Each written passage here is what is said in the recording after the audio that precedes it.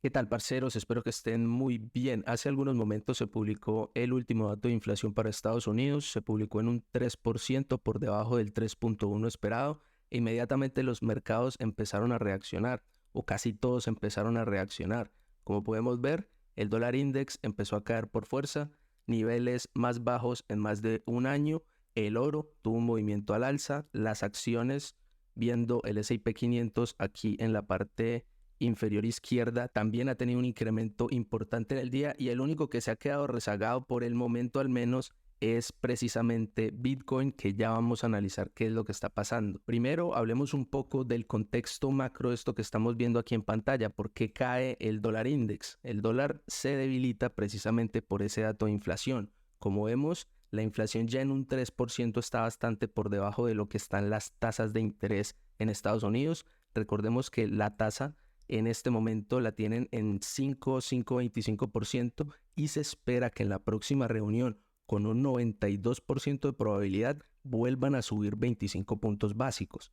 Eso sí, se espera también con muy alta probabilidad que ese sea ya el pico de las tasas de interés, que se mantengan al menos por lo que queda del año y que a partir de ahí se empiecen a caer. Eso es lo que está proyectado por el Banco Central de Estados Unidos, por la Reserva Federal. Y obviamente, por esa razón, el dólar index cae, porque pues como ya no hay razón con la inflación estando más baja, bajando consistentemente, pues no hay cómo justificar una subida en tasas de interés, y proyectando una bajada en tasas de interés es que ocasiona la caída del dólar index. Entonces, aquí creo que realmente lo que va a estar esperando el mercado es simplemente el tono de las declaraciones en la rueda de prensa al momento de esa subida que está ya prácticamente descontada por el mercado, y ver cuál es el tono. Si es un tono que indique que todavía pueden subir las tasas a pesar de que los datos de inflación ya no lo justificarían, o ya señalar lo que han venido diciendo, que se van a mantener o incluso bajar las tasas de interés. Recordemos que las tasas tan altas en este momento tienen a los bancos, primero a los regionales, pero también a los más grandes, con unas pérdidas gigantescas en sus portafolios de bonos, que es algo que de pronto, si les interesa, podríamos hablar en otro video. Aquí lo importante es guardar esta fecha. Faltan exactamente 2 semanas para esa reunión de la Reserva Federal. Creo que va a ser una fecha que realmente va a causar bastante volatilidad. Y aquí ya empezamos a hablar de Bitcoin, porque creo que en 14 días es suficiente tiempo para que Bitcoin dé un movimiento importante y ya después reaccione a lo que esté pasando, dependiendo de la zona en donde esté al momento de esta rueda de prensa, de este cambio que van a hacer en las tasas de interés, pues ya poder analizar cuál sería el movimiento siguiente. Dicho esto, y viendo lo que está pasando en un contexto macro, nos podemos ir a ver ya directamente lo que está pasando con el precio de BTC.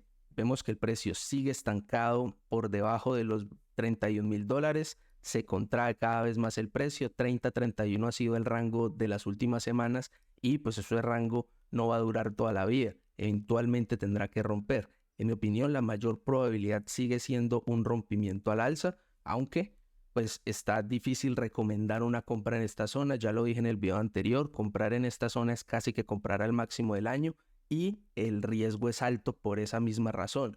Solamente con que vayan a cazar liquidez a una media que podría ser la 50 o simplemente al mínimo del mes, una posición apalancada te puede generar bastantes pérdidas. Entonces, por eso no es recomendable entrar en trades en este momento, en mi opinión.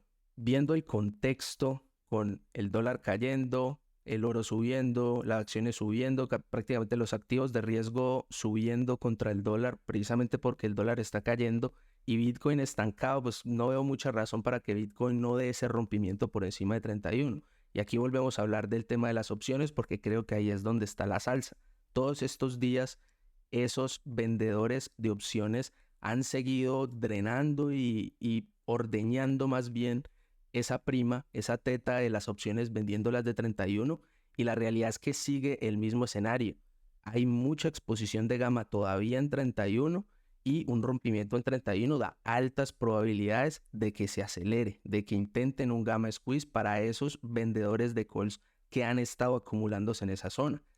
Pero eso ha estado durante las últimas semanas, ya lo analizamos en el último video, pero en los últimos días han estado pasando más cosas. Si nosotros nos vamos a ver, por ejemplo, los contratos con más cambio en el interés abierto en el último mes, vemos dos que se destacan por mucho.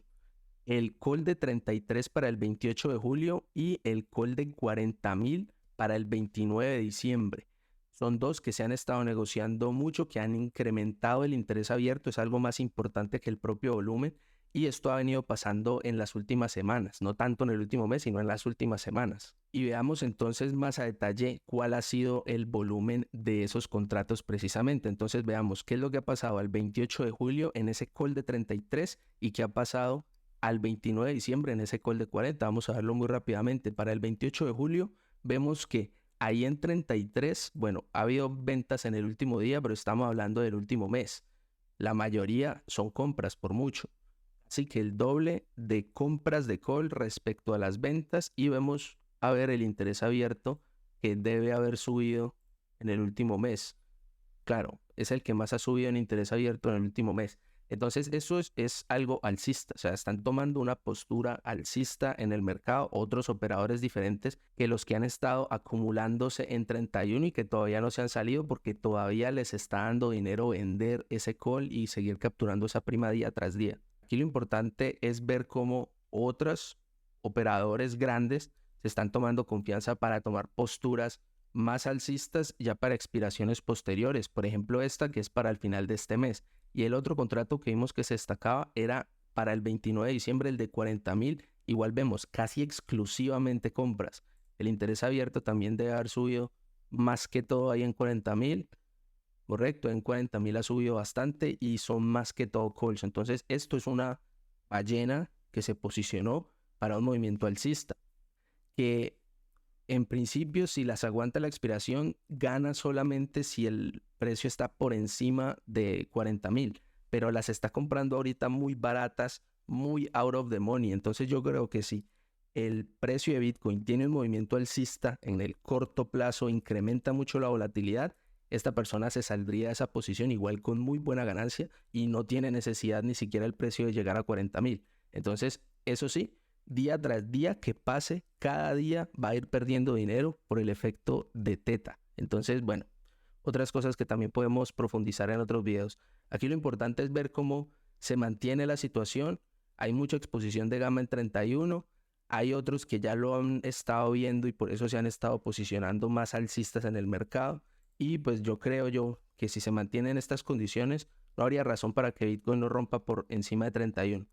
Una cosa que me gustaría comentar, que viene siendo el único problema que veo y otra razón por la cual no le recomendaría a las personas tomarse la confianza y entrar en posiciones apalancadas o en posiciones muy grandes con Bitcoin en esta zona. Si bien por eso de las opciones se esperaría que el rompimiento de 31 sea fuerte, sea importante, que suba entre un 5 y un 10% al menos, en 33, en 33 hay un nivel crítico.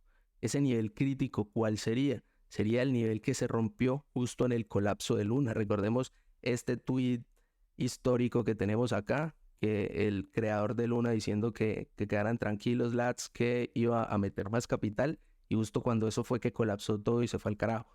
Ahí ese día, justo ese mismo día, se rompió ese nivel de 33 y es una zona que no se visita precisamente desde ese 9 de mayo del 2022. ¿Y por qué digo que es un problema? Pues básicamente porque Bitcoin, que ha estado durmiendo desde ese día, aguantando una pérdida desde ese día, puede despertarse y puede traer oferta que no ha estado activa hasta el momento, justo cuando intentemos romper esa zona, que puede que sea absorbida por nuevos compradores y reviente esa zona y no lo volvamos a ver. No, pero digo que es un riesgo. Bitcoin, que ha estado en pérdidas desde el colapso de Luna, puede despertarse al rompimiento de 33 y eso podría ser un riesgo para esos que entren en 31 esperando ya a la Luna, ¿me entienden? Entonces, mucha cautela. Como escenario alterno ya para terminar, lo único que veo en caso de una caída, no veo razón para una caída, eso no quiere decir que no va a pasar, simplemente veo que en caso de que Bitcoin caiga y se dirija, digamos, a la media de 50 periodos en 28.000, 28.500, el patrón que podría estar formando igual sería alcista. En caso de que se mantenga por debajo de 31 por algunas semanas más, lo que se formaría, en mi opinión, sería este triángulo ascendente. Este triángulo ascendente daría un potencial de subida, si no estoy mal, de unos $10,000. 9,700, bueno, sí, casi $10,000, que proyectado desde los 31, esos 9,700, bueno, nos daría $40,000 aproximadamente. Entonces, ese creo que es el movimiento que estará esperando de pronto este operador que hemos visto que se ha posicionado para la expiración de diciembre en 40. Dice, bueno, si antes de diciembre tenemos ese movimiento, tenemos este triángulo, ahí en 40 en el camino le podría estar dando muchas ganancias. Eso era lo que quería compartirles el día de hoy. Déjenme en los comentarios qué opinan de este análisis, qué va a pasar con Bitcoin, por qué creen que no ha podido romper y si creen que esto de las opciones y la exposición de GAME 31 es un factor importante. Les agradezco por quedarse hasta el final. No se olviden de suscribirse y darle a la campanita para que les avise cuando suba el próximo video. Me ayudaría mucho que revienten ese dedito arriba y nos vemos en la próxima oportunidad. Que esté muy bien.